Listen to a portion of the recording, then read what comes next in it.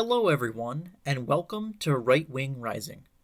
Please be sure to like this video down below before you're finished watching, and subscribe to the channel if you are new.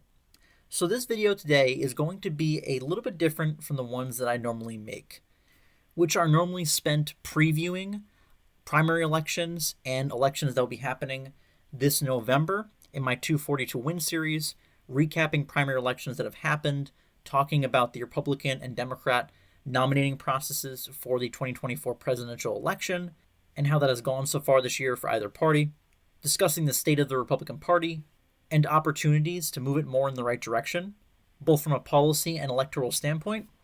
But today I have to switch my focus to something that cannot be ignored, and that is obviously Donald Trump being convicted this past Thursday and found guilty of a felony, being charged with all 34 crimes that were brought against him.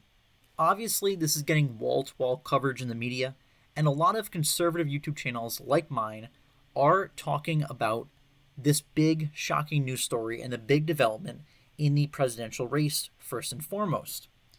And I wanted to not rush to make a reaction to this because I wanted to take some time to think about how I would talk about it, how I would approach the issue, because I knew I could not just ignore it and go ahead making videos, because obviously this has a massive impact, as I said, on not just the presidential election, but elections going forward.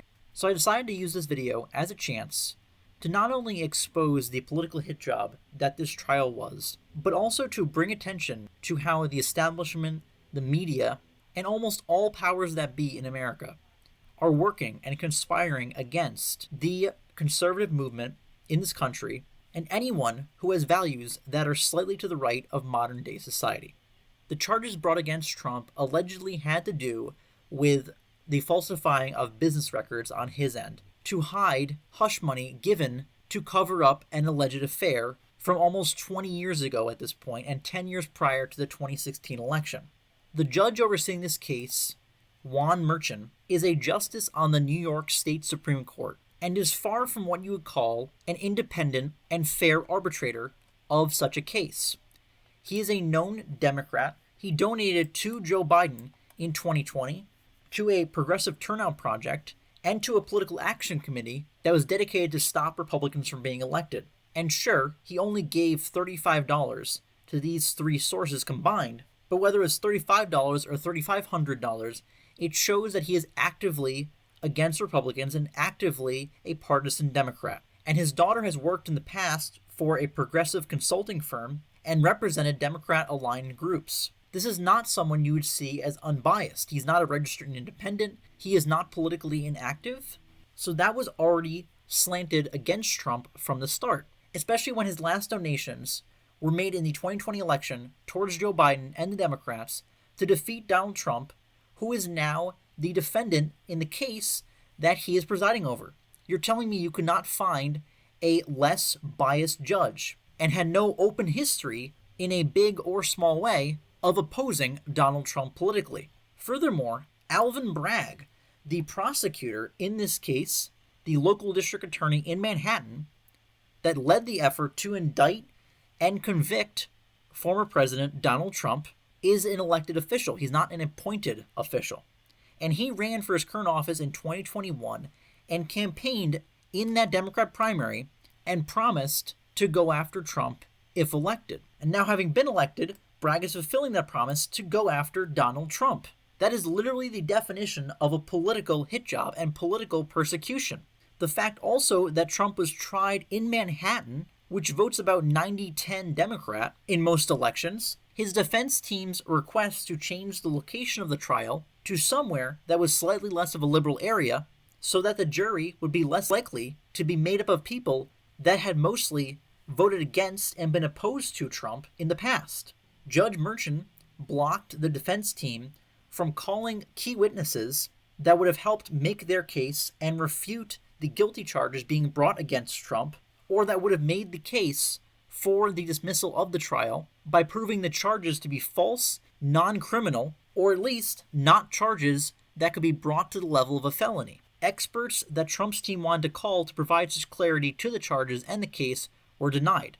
Yet the prosecutor's star witness, Michael Cohen, a serial liar who had worked for Donald Trump, and somehow he was allowed to be brought forward and be a witness for the prosecution, but more reliable expert sources the defense wanted to call upon were struck down and denied by the judge. That doesn't just seem unfair, it seems biased. And it also shows how shaky this case is. The way the justice system in this country should work is to prosecute crimes once they are known, not to have district attorneys campaign to go after someone and look for a crime. That is targeting, and that is very, very un-American. That means you are targeting someone because you don't like them, rather than for something explicitly that they have done wrong. You have the star witness who is known to have lied in the past, yet is being called upon to tell the truth and provide the key testimony to say that Trump is guilty of what he's being charged of. And you also have the woman that Trump allegedly had the affair with and paid the hush money to keep that affair quiet, contradicting herself, as she denied in 2018 having an affair with Donald Trump. And it wasn't just her talking on a talk show saying that she did not have the affair. It was her lawyer that put out a written statement, as we can see right here, saying that she had recently become aware that certain news outlets were alleging that her and Trump had an affair, and claiming that this was completely false and that Trump never paid her any hush money. But now she's saying the opposite. And again, this was a statement from her lawyer. It wasn't even said by her directly in a casual way. And yet somehow, it is now stated with complete certainty that this actually happened and the hush money was paid for an affair that definitely happened. And I know I said it already, but I just have to drive the point home. Certified by a serial liar, a former employer of Trump, who admitted on the stand to stealing from Trump while employed by him, which was not previously known publicly, with the case being prosecuted by a district attorney who ran for election on the platform of getting Donald Trump and locking him up, and overseen by a judge who made political donations to Trump's opponent and to defeat Trump in the 2020 election, and who blocked witnesses the defendant wanted to call forward and a location change. Both were things that would have made the trial more fair and allowed Trump's team to mount a better defense on his behalf. And you wonder why people are calling this a political hit job. And just the optics of it are horrible too. Biden claims that, he had no involvement in this, he did not push this case to happen. But all of these people, the judge, the prosecutor, they're all Democrats that are pushing this case. The Democrats are cheering them on. If this happened in Russia or North Korea or China, or in any other adversarial third world country, where the political opponent of the person in power was being tried and convicted in a biased trial brought up on questionable charges, the American government would be denouncing that country as a banana republic, as a dictatorship, with the person in power trying to stay in power and imprisoning their political opponent to do so. This is what's happening here, and this is happening in America, and that should scare everyone. Because if they can do that to Donald Trump, they can do that to anyone. But of course you are seeing from every Democrat under the sun that of course this is just showing that no one's above the law, even a former president. But is that really true? The Democrat Party has become the party of the progressive liberal prosecutor that does not want to prosecute criminals, does not want to lock them up, and wants to release them back in the street with maybe a slap on the wrist, but yet wants to attack and arrest pro-lifers for praying peacefully outside of Planned Parenthood. And no politician is above the law unless they are a Democrat or a member of the Uniparty. Hillary Clinton had over 30,000 emails, government emails. Some of them were classified. Some of them were top secret on a personal server, on a personal computer. She got a slap on the wrist. She got told, don't do that again, even though it violated certain federal laws. Obama and Bush committed war crimes in the Middle East, but that was covered under presidential immunity. You know, the thing that we're saying Donald Trump does not have as a former president? Bill Clinton committed perjury. He was impeached. He has been proven to have been on Epstein's island and been an associate of Jeffrey Epstein, selling intel secrets to China and covering up an affair himself. Kamala Harris incited violence by pledging to pay the bill for rioters in the summer of 2020, when the Black Lives Matter riots were in full swing. Many other Democrats pledged to do similarly and have been on the record in the past encouraging violence and harassment against conservatives or Republican politicians. Biden's son, Hunter Biden, was given a slap on the wrist for a history of drug abuse and many crimes that he was incriminated of doing by information on his own laptop yet that was just ignored and not acted upon legally. Many of these crimes implicated Joe Biden and the Biden family. Those were not acted on. And Biden, furthermore, was charged with mishandling of classified documents, which Trump has also been in a separate case that he's going to be tried on. And yet Biden, he is not going to be tried on those classified documents because he's too incompetent mentally to have that happen. That is what a special counsel's report had the audacity to go on record earlier this year and say that they decided to not bring charges against him regarding his handling of classified documents after his time as the vice president because he would not be mentally fit to be tried in court, and that he would present himself to the jury as an elderly, infirm, sympathetic man with mental and memory issues. Yet somehow he can be president, and he should definitely have 4 more years in office to destroy this country. The real crime that Trump has committed, and the reason he is being brought up on so many different charges, is that he has not enabled the uniparty's agenda. His views do not align with them, and that is the crime, especially since he held the highest office in the land. He does not support the military-industrial complex and starting new wars all across the globe. He does not support their immigration policy of just opening up the border and destroying the culture of this country by allowing anyone and everyone in, especially criminals from all across the world. Not your typical immigrant that will assimilate with the culture of this country. And he has been found guilty by the establishment and the corrupt ruling class of this country of waking up the silent majority, waking them up to the corruption in the government, the corruption in the media, and the fact that that same ruling class despises them, despises their values, despises what they stand for in representing what America is and should be. That is what Trump is guilty of, and that's why they're going after him. Just like they went after Harrison Butker, the NFL kicker on the Kansas City Chiefs, the 3-time Super Bowl champion, who was denounced wall-to-wall by the media and many celebrities after he gave a commencement speech at his small Catholic college, Benedictine College. The media shamelessly defamed him as an agent of the GOP on culture wars and attacking women's freedom, women's rights, and their dignity. There was a petition put out by Change.org to remove him from the Chiefs for making, quote, several dehumanizing remarks at the commencement speech. And what were those remarks? They were expressing values that are consistent with the teachings of the Catholic Church and the values and beliefs that most Catholics, especially traditional Catholics, practicing Catholics, hold to be true. Values on abortion, euthanasia, marriage, that are not taboo except in the eyes of the modern degenerate society that we are living in, and for whom the media is the biggest cheerleader and spokesperson. The comments that he made that were so awful can be found here. I think it is you, the women, who have had the most diabolical lies told to you. He's talking about how women are told, especially during college, that having a career is the most important thing that they can do. And he's not saying that that is a bad thing. He's not saying that women should not have a career and women cannot have a career, which is what the media is making him out to sound like, that he is some chauvinist patriarch. He is asking the women there, how many of you are sitting here now about to cross the stage and are thinking about all the promotions and titles you're going to get in your career? Some of you may go on to lead successful careers in the world. He is not saying that that is a bad thing. His own mother was very accomplished educationally and had a successful career. He is not saying that that is a bad thing. He is also just saying simply that he would venture to guess that the majority of the women in the audience are also excited about their future marriage and the children that they will bring into the world one day. And that is the problem, because that is viewed as a horrendous statement by today's society. Even the media has started to talk about how the birth rate in this country is below replacement level. People are not having as many kids, and they act baffled at how this is happening, and yet we also have this going on. That talking about a woman getting married and having kids is viewed as oppressive. Instead, he is saying that the lies being told to women is that having a family is a bad thing.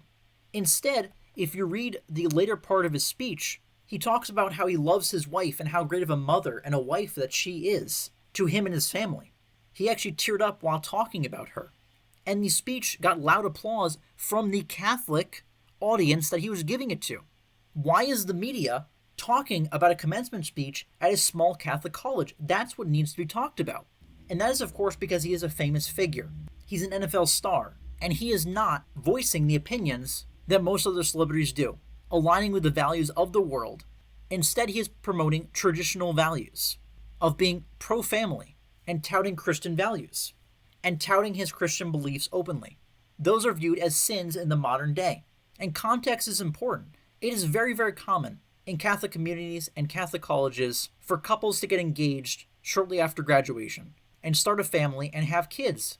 And women that are reacting with gall to the speech are actually putting down other women. They're saying that women that stay home with their kids, decide to have kids and raise a family and take that on as their vocation instead of a career, are somehow lesser and beneath the women that have a career. Without coming out and saying it, that's what they're saying. And in 2023, he also gave a speech at his alma mater, Georgia Tech, saying that, sadly, we are encouraged to live our lives for ourselves. And that is very true. We have a very selfish society. To move from one thing to another with no long-term commitment. To have loyalty for nothing but ourselves and sacrifice only when it suits our own interests.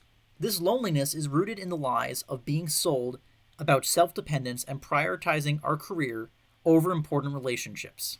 Happiness is not found in selfish pursuits, not by having the most successful career you could possibly have or the most money or the most possessions, but by having others in your life that you want to and can sacrifice for a purpose other than just yourself, and that being providing for a family. We have a whole month, this month of June, to celebrate people that reject traditional values and the traditional structure of marriage and family. Why then can Catholics, such as Harrison Butker, not speak openly about his values, his beliefs, his morals that he holds to? It is because freedom of speech, freedom of expression in the modern America is only allowed and only tolerated if the substance being spoken about is approved by the establishment, by the media, and the ruling class of this country that are anti-American, anti-Christian. Trump and Butker were both victims in the month of May of these attacks on both our freedom of speech, our freedom of religion, and the American way of life. The Democratic Party and the Uniparty want no opponents, no opposing voice, no dissenting in their goal to turn America into a liberal, progressive paradise where the beliefs, values, and culture that this country was founded upon are not tolerated. And that is made even clearer by groups such as the NFL, when they come out and say that Harrison Butker's statements in his commencement speech are not the views of the NFL. And yet the NFL was remiss to put out a similar statement when Colin Kaepernick and other NFL players several years ago protested the national anthem before some games, and also did not come out and publicly address or denounce two of Butker's teammates, ironically, that were arrested last month, a week after Butker's speech, for drug possession. Does that represent the values of the NFL? I guess they do, because they're pretty silent on that one. But yet they're quick to come out and denounce Butker utilizing his freedom of speech. However, while the NFL might be caving to the current culture, Butker's own teammates and coach came out and defended him. Even Travis Kelce, Butker's teammate and Taylor Swift's boyfriend, came out and defended his right of speech. Butker's coach went so far as to shoot back reporters for saying that Butker was speaking ill of women.